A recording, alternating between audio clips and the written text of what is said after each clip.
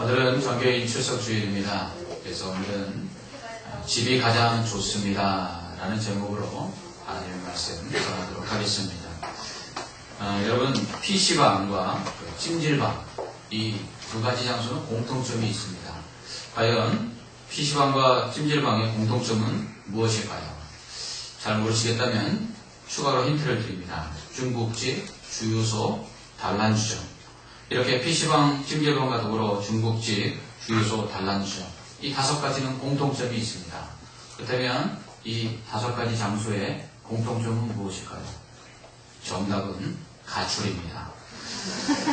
이 5가지 단어는 모두 가출과 연결되어 있기 때문입니다.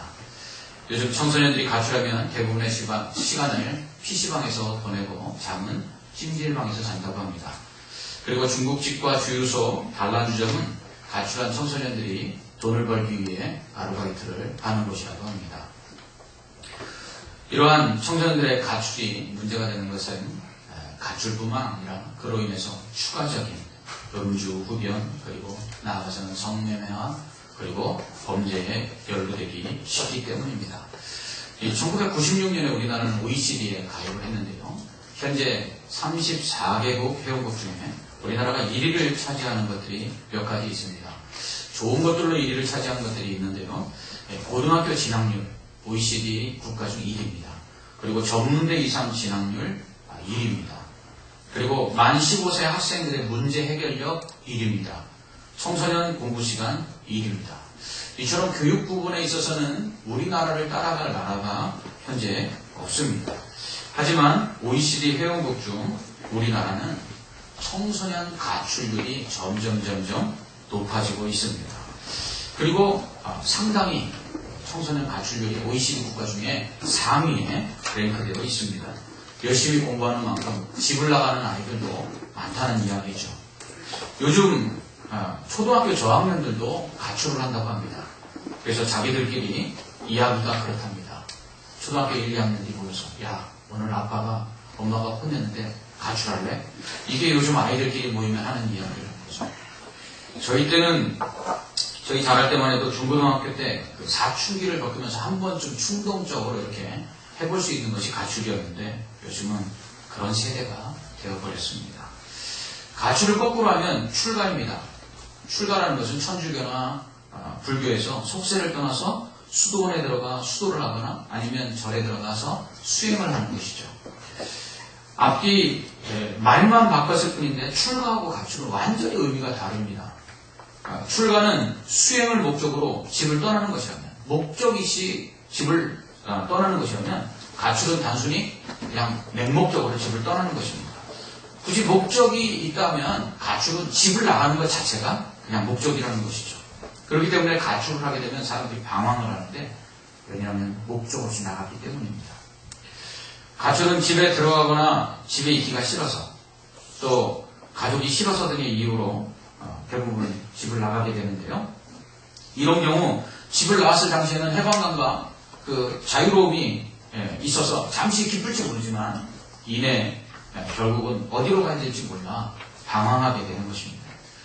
저는 하루 저녁을 넘기는 이 가출은 해보지 않았지만 반나절 정도의 가출은 해봤습니다. 하지만 이 반나절 정도의 가출을 통해서 제가 터득한 진리는 모 광고처럼 집 나가면 고생이라는 것입니다. 가출을 하면 자유로울 것이라고 생각하지만 실제로는 전혀 그렇지 않습니다. 가출을 하면 일단 부모님의 잔소리로부터 해방되고 또 부모님의 속박으로부터 자유로울 것 같지만 실제로는 가출을 하고 난 다음에 경제적인 속박에 매이게 되고요. 먹을 것, 또 입을 것, 또 잠자리 이런 건 해결할 수 없는 고통 속에 갇히는 것입니다. 신앙생활에도요, 가출이 있습니다. 저는 이것을 영적 가출이라고 부르는데요. 하나님을 떠나고 교회를 떠나 세상 가운데로 나가는 것입니다. 이러한 영적 가출은 집을 나가는 가출하고 상당히 유사합니다. 이 집을 나가는 가출도요, 처음에는 길지 않습니다. 잠시 집을 나갔다가 괜찮은 것 같아서 하룻밤 지내게 되고, 그 다음에 이틀, 3일, 그러다 일주일, 그러다가 영영 집으로 돌아가지 못하는 그런 경우들도 있습니다. 영적 가출도 마찬가지입니다. 처음에는 한 주, 뭐 주일 예배 빠지고 2주, 3주, 그러다 한 달, 2달, 그러다 6개월, 1년, 그러다 어느새 다시 교회로 돌아오지 못하는 그런 돌아갈 타이밍을 놓치는 경우들이 있습니다. 또한 가출을 하면 자유로울 것이라고 생각하듯이 영적 가출을 하면 자유로울 것이라고 생각하는 경향들이 있습니다. 교회를 떠나면 교회에서 하지 말라는 것들 일단 그것으로부터 벗어날 수 있다 이렇게 생각을 합니다. 그래서 하나님을 떠나서 또 교회를 떠나서 이 영적 가출을 한 사람들은 그동안 하지 못했던 술, 담배 마셔보고 펴보고 그러면서 뭔가 자유를 경험하는 것 같습니다. 주일마다 나가던 교회도 안 나가니까 불타는 금요일서부터 시작해서 주말, 토요일, 또 주일, 이런 황금 연휴가 어디 있냐 그러면서 즐기다 보니까 이것이 진짜 사람 사는 것처럼 그렇게 생각될 때가 있습니다. 하지만 가출한 대부분의 청소년들이 모두가 집으로 돌아가고 싶다라고 말한다는 것입니다. 왜죠? 진정한 쉼과 안식은 가정 안에만 있기 때문입니다.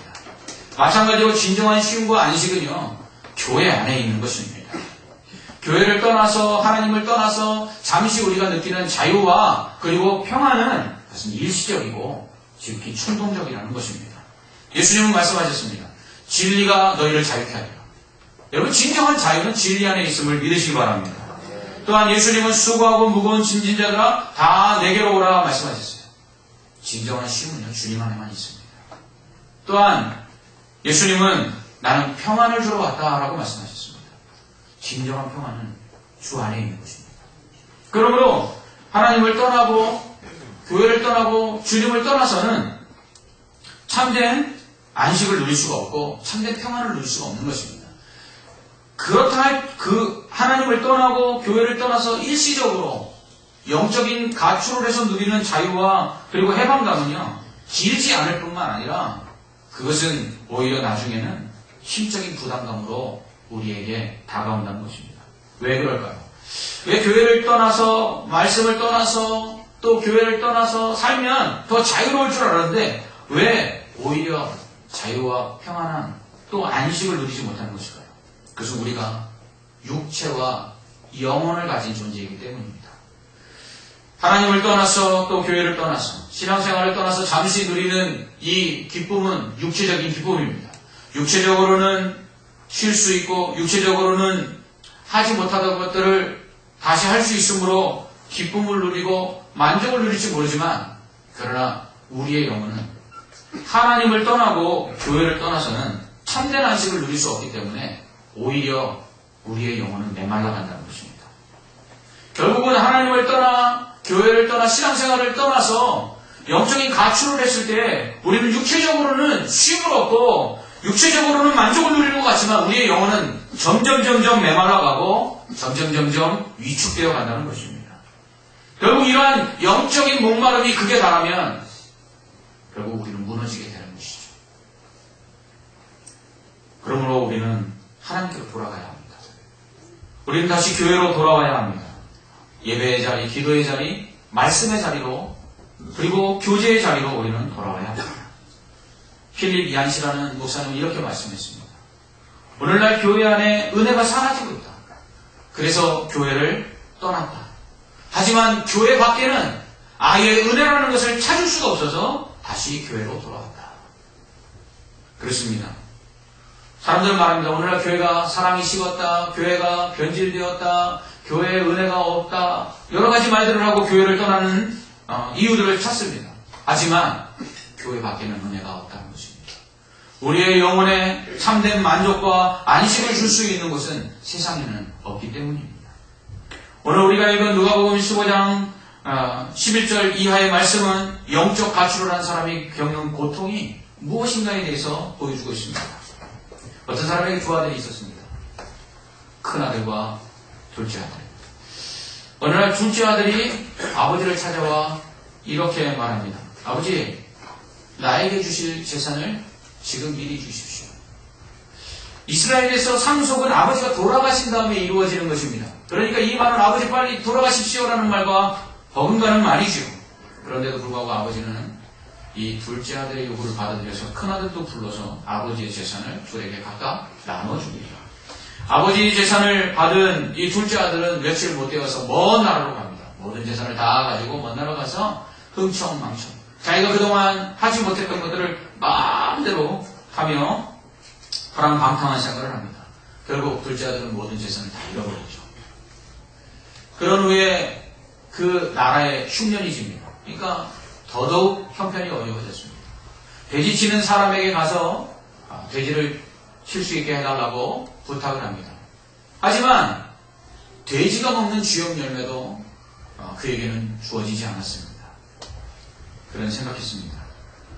내 아버지에게는 종도 먹을 것을 풍족하게 먹는데 내가 이게 무슨 꼴인가? 난 여기서 굶어 죽겠다. 그렇다면 집으로 돌아가자. 그래서 아버지에게 가서 아버지 이제는 나 아들이라고 생각하지 마시고 그냥 종으로 여겨주십시오 라고 말씀드리겠다. 그리고서는 집을 향해 이제 출발합니다. 집에 가까이 오고 있는데 아직도 거리가 제법 남았음에도 불구하고 누군가 자기를 향해서 달려옵니다. 아버지였습니다. 아버지는 달려와 그 아들의 목을 껴안고 입을 맞춥니다. 그리고는 종들을 시켜서 새 옷을 가져오게 하고 그리고 가락지를 끼워줍니다. 그런 다음에 송아지를 잡아 잔치를 벌이고서는 이내 아들은 죽었다가 다시 살아났으면 내가 잃었다가 다시 찾았다 이렇게 하면서 잔치를 베풉니다. 오늘 말씀에 나오는 이 아버지는 하나님이십니다. 예수님은 하나님을 아버지라고 부르셨습니다. 그것도 어린아이들이 아버지를 부르듯 아빠 하고 부르셨어요. 우리가 아버지라고 부르는 그 아바는 그리스의 어린아이들이 아빠라고 부르는 말과 동의합니다. 사도 요한은 영접하는 자 곧 그 이름을 믿는 자들에게는 하나님의 자녀가 되는 권세를 주신다고 말씀하셨습니다. 예수님을 믿어 마음으로 예수님을 영접한 사람은 하나님의 자녀가 돼서 하나님을 아빠라고 부를 수 있는 것입니다. 우리가 하나님을 아버지라고 부를 수 있다는 것은 대단한 특권입니다. 왜냐하면 이스라엘 사람들은요, 성경에 하나님의 이름이 나오면 읽지 않고 그냥 지나갔습니다. 감히 우리의 더러운 입술로 하나님의 이름을 부를 수 없다 그래서 하나님의 이름이 성경에 나오면 읽지 않고 그냥 넘어갔습니다. 지금 우리가 여호와, 야훼 이렇게 부르는 말들은 후세 사람들이 이렇게 불렀을 것이다 라고 추측해서 붙인 이름이지 실제적으로 성경에 나오는 여호와의 이름은 어떻게 불려지는지 정확하게 알 수가 없습니다. 그만큼 하나님의 이름을 망령되이 일컫지 않으려고 그들은 하나님의 이름조차도 부르지 않았던 것입니다. 그런데 그런 하나님을 향해서 예수님이 뭐라고 부릅니까? 아빠라고 부릅니다. 그러니 유대인들이 발칵 뒤집혀진 거죠. 자신들의 입으로 아버지라고 하나님이라고 부르지도 못하는 그 하나님께 아빠라니 그래서 망령되다라고 그렇게 일컬었던 것입니다. 이렇게 예수님이 하나님을 아버지라 부르게 하신 것은 대단한 은혜인데요. 이것은 하나님은 전능하셔서 세상을 창조하시고 못하실 일이 없으시며 거룩하셔서 우리와 완전히 차원이 다른 존재라는 그러한 멀리 계신 하나님이 아니라 하나님은 아빠하고 부르면 언제나 내 곁에 달려와서 내 말에 귀를 기울이고 내 곁에 계시며 나를 도와주시는 친근하신 분이시다라는 것을 우리에게 가르쳐주고 있는 것입니다. 하나님은 바로 우리 곁에 계십니다. 그분은 우리의 기도에 귀를 기울이시는 좋으신 아버지입니다. 그렇기 때문에 예수님은 악한 자라도 자식이 떡을 달라면 돌을 줄 아버지가 없고 생선을 달라면 뱀을 줄 아버지가 없듯이 좋으신 하나님께서는 구하는 자에게 좋은 것을 주신다 말씀하고 있습니다. 또한 본문에 등장하는 두 아들은 바로 유대인들입니다. 큰 아들은 바리새인과 서기관들이고요. 둘째 아들은 세리와 죄인들입니다. 바리새인은 하나님께서 모세를 통해서 주신 그 율법을 철저하게 지켰던 사람들입니다.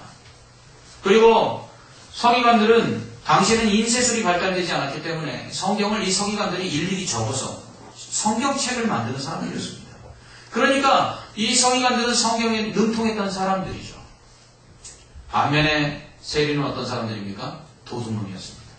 당시 로마의 식민지였던 이스라엘은 로마에 세금을 내야만 했습니다. 이때 로마 정부는요, 대신 세금을 거둘 세금 징수원들을 뽑았습니다.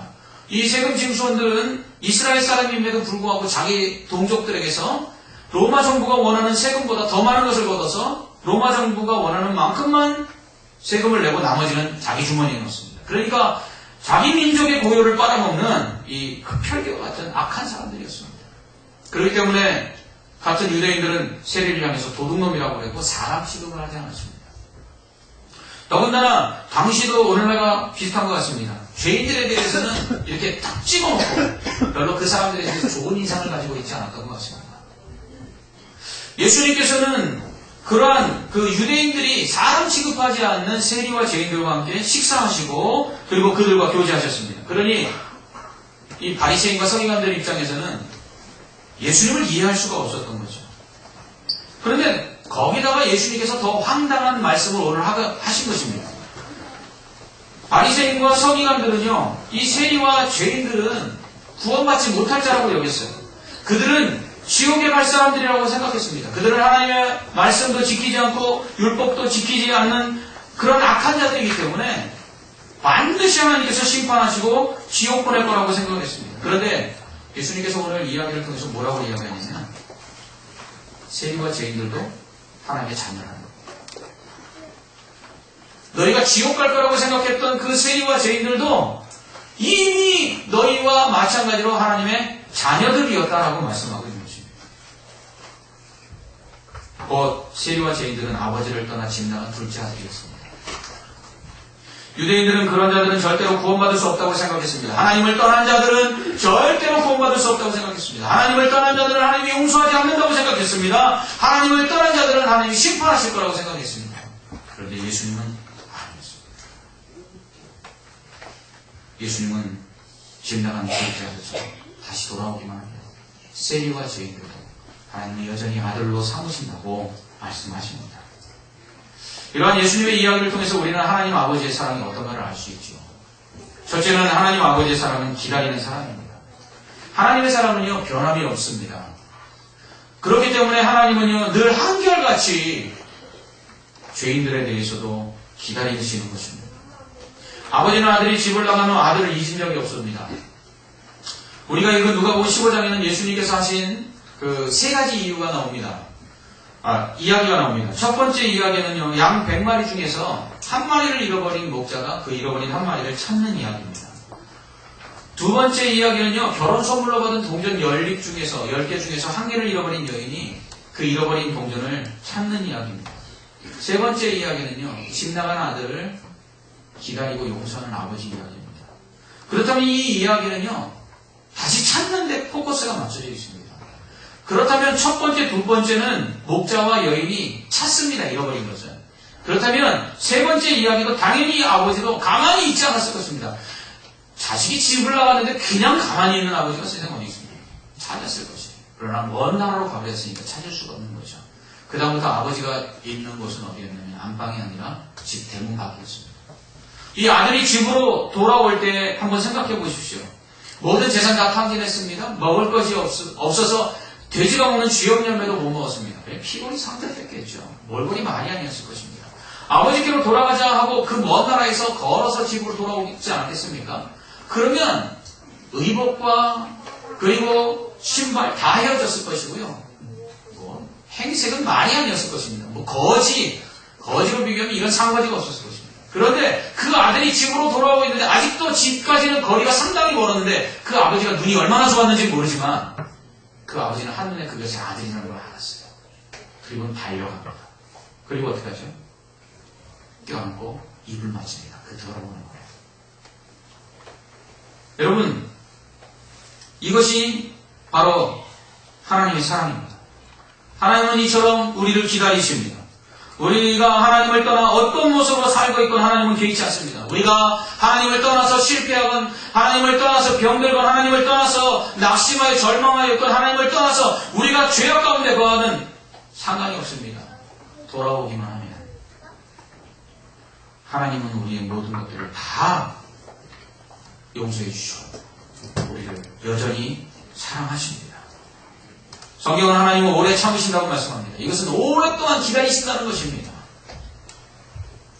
이것이 하나님을 떠나 우리 마음대로 살다가 낙심하고 실패하고 절망하고 죄악 가운데 빠진 자들을 향한 하나님의 마음입니다.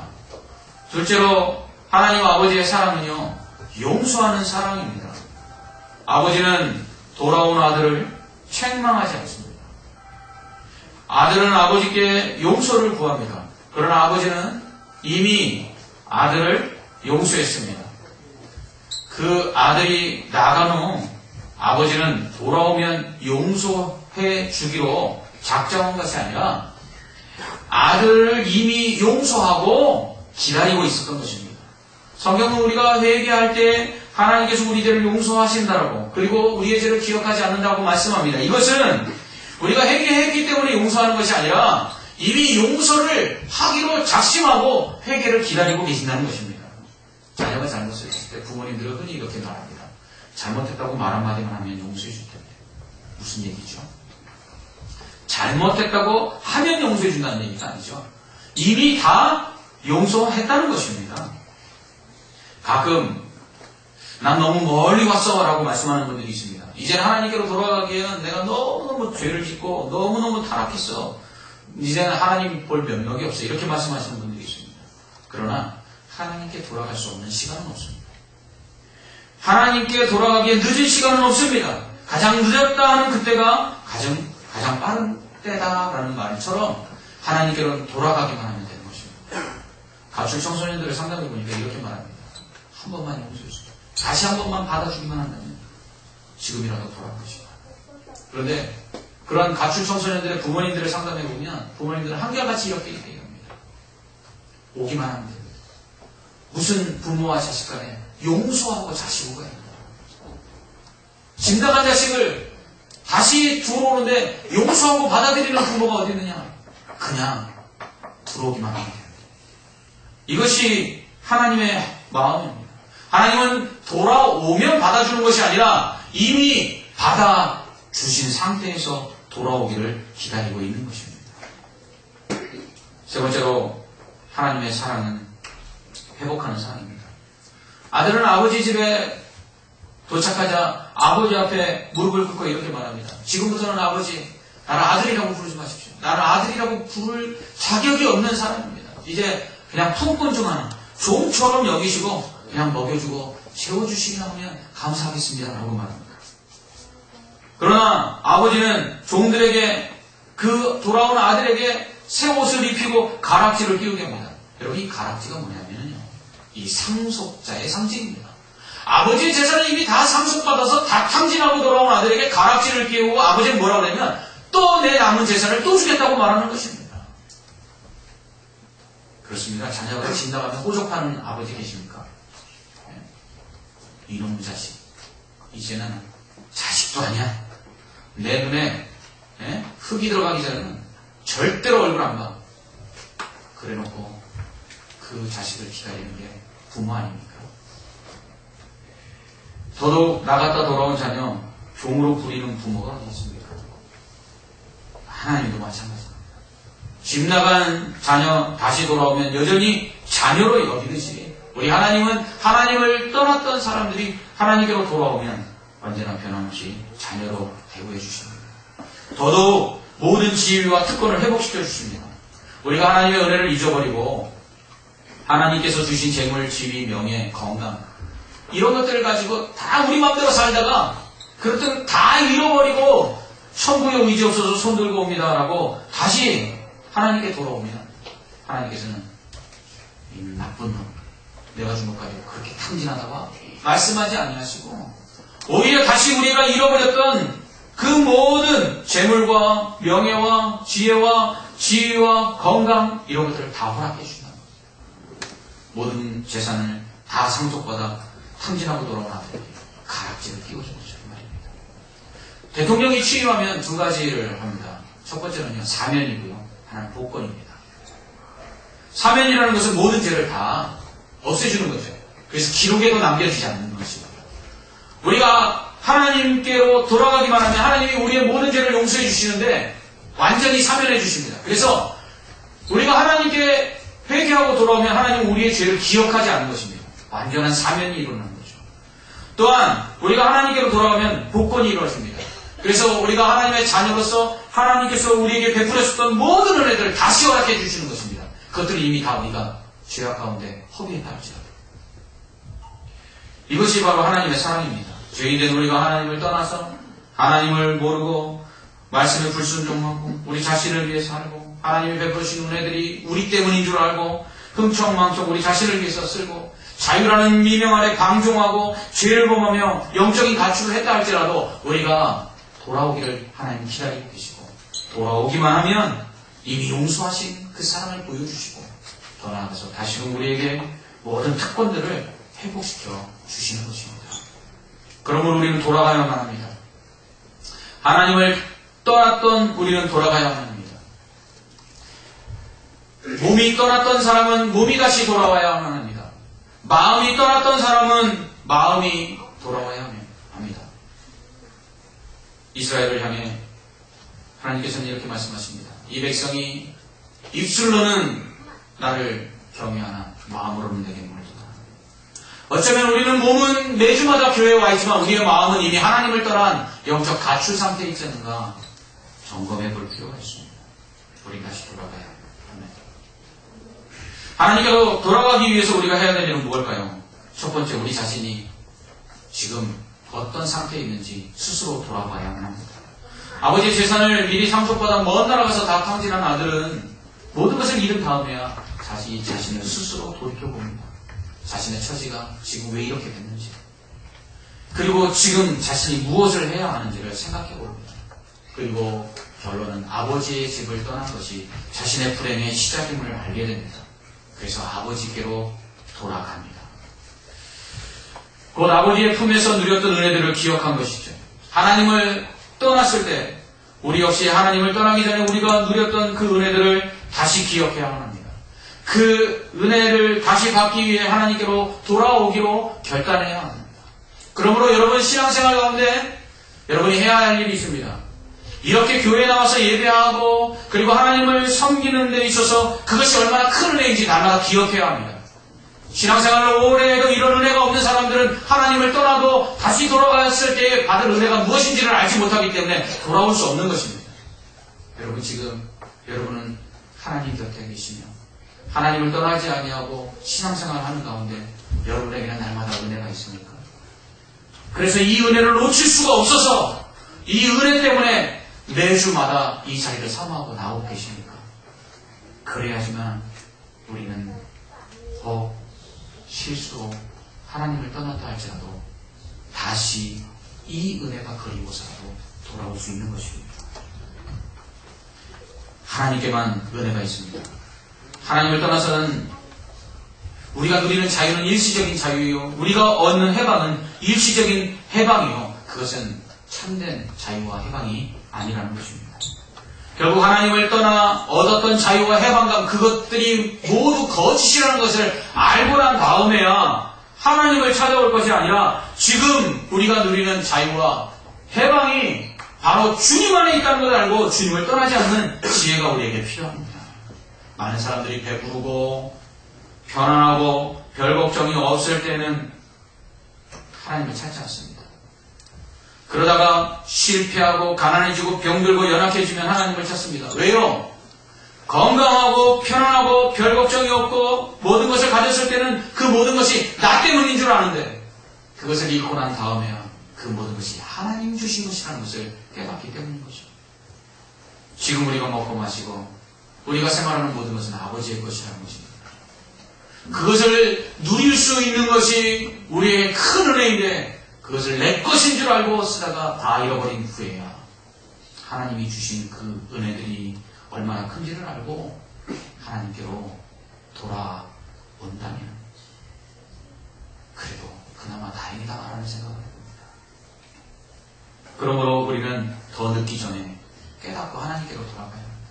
내가 지금 어디 있는지, 내가 지금 하나님께 가까이 있는지 하나님을 떠나 있는지, 내가 몸은 하나님께 가까이 나아가지만 마음은 이미 하나님을 떠난 지 오래인지, 내가 하나님을 떠나서 지금 방황하고 모든 것을 다 잃어버렸음에도 불구하고 아직도 나 자신을 의지하고 살아가고 있지 않는지, 하나님을 떠난 내 자신이 지금 온전한 모습으로 살고 있는지 우리는 돌이켜 스스로를 볼 줄 알아야 합니다. 그리고 우리는 다시 하나님께로 돌아가야 합니다. 하나님께로 돌아가기 위해서는 우리는 교회로 돌아가야 합니다. 예수님은 성전을 하나님의 집이라고, 아버지의 집이라고 말씀하셨습니다. 오늘날 교회는요, 하나님의 집입니다. 아버지의 집입니다. 그러므로 믿는 성도는 이 아버지 집인 이 교회로 모여야 합니다. 하나님을 아버지라고 부르고 또 믿고 있는, 예수를 믿는 성도는 모두 가족입니다. 왜냐하면 우리가 믿는 하나님은 한 분이시니까. 아버지가 같은 우리는 모두 한 형제요, 한 자매요, 우리는 한 식구입니다. 그렇다면 식구는 함께 해야죠. 집에 함께 모여야죠. 이 집에 모여서 하나가 될 때 진정한 행복이 있고, 진정한 만족이 있고, 안식이 있고, 쉼이 있는 것입니다. 그러므로 교회는 성도들에게는 행복한 가정이요, 스위트홈입니다. 그러므로 우리는 하나님께 돌아가기 위해서 교회로 돌아와야 합니다. 하나님의 자녀된 성도는 교회 안에 있을 때 가장 평안할 수 있습니다. 거기에는 모든 것이 풍족하기 때문입니다. 거기에는 모든 것이 흘러 넘쳐납니다. 에스겔은 환상 속에서 봅니다. 성전으로부터 물이 흘러 그것이 발목을 잠기고 무릎을 잠기고 허리를 잠겨 결국 헤엄할 물이 되어 세상의 충만함으로 모든 만물을 소송케 한다고 말합니다. 결국 은혜는 교회 안에 있는 것입니다. 그러므로 지금 내가 어디 있는지를 돌이켜보고 우리는 하나님께로 돌아가야 합니다. 이제 하나님 아버지께서 기다리고 계시며 우리를 용서해 주시고 여전히 우리의 모든 것들을 회복시켜 주신 그 교회로 다시 돌아가야 합니다. 집이 가장 좋듯이 성도에게는 아버지 집인 교회가 가장 좋은 것입니다. 오늘 그러므로 이 자리에 와 있어야 할 자리에 오신 여러분들 잘 하신 것입니다. 또한 이 자리에 오신 하나님의 가족된 모든 분들 주님의 이름으로 환영합니다. 기도하겠습니다. 사랑의 하나님 아버지, 은혜와 사랑을 감사합니다. 아버지 집에 우리들 모였습니다. 아버지의 자녀들이 모였습니다.